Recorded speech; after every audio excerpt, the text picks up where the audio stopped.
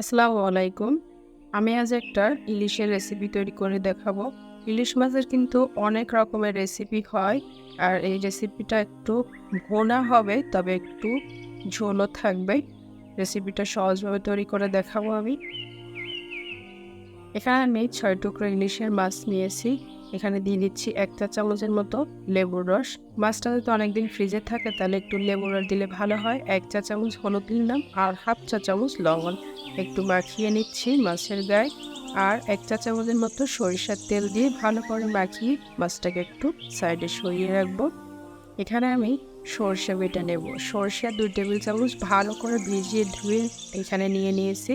আপনি চাইলে সব সময়ের জন্য চেষ্টা করতে হবে যে হলুদ সরষেটা ইউজ করার জন্য। কালো সরষেয় কিন্তু ঝাল বেশি হয়, অনেকে খেতে পারে না। আমার কাছে হলুদ সরষে ছিল না, তাই আমি কালো সরষে নিয়েছি। এখানে ৪-৫টা কাঁচামরিচ নিয়ে নিলাম আর হাফ চা চামচ লবণ। হাফ কাপ পানি দিয়ে ভালো করে সরষেটাকে ব্লেন্ড করে নিচ্ছি।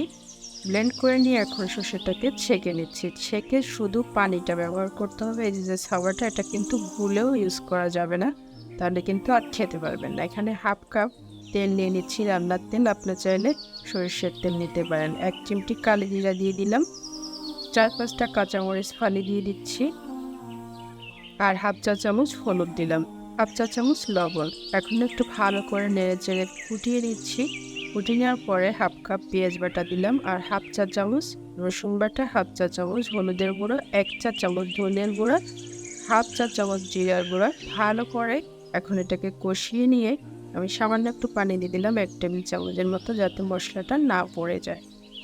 এখন মাছগুলোকে দিয়ে দিচ্ছি। মশলাটা কষিয়ে নেওয়ার পরে সবগুলো মাছ এভাবে দিয়ে দিচ্ছি। দিয়ে দেওয়ার পরে একটু হালকা হাতে নেড়ে চেড়ে নিচ্ছি মাছগুলোকে। এখন প্লেটটা ধুয়ে ২-৩ টেবিল চামচের মতো পানি এই মাছের উপর দিয়ে দিচ্ছি। এখন দিয়ে দিচ্ছি যে সর্ষেটা বেটে পানিটা নিয়েছিলাম, ওই পানিটা দিয়ে নিলাম। একটু নেড়ে চেড়ে নিচ্ছি। ঢাকনা দিয়ে দিচ্ছি ৫ মিনিটের জন্য। ৫ মিনিট পর ঢাকনাটাকে খুলে হাফ কাপ নারকেলের দুধ দিয়ে দিচ্ছি। এটা দিলে কিন্তু রেসিপিটা খুব মজার হয়ে থাকে। আর হাফ চা চামচ চিনি দিয়ে দিলাম। এটা চাইলে দিতেও পারেন, না দিতে পারেন, তবে দিলে ভালো লাগে। এখন আবার একটু ঢাকনা দিয়ে দিচ্ছি কিছুক্ষণের জন্য।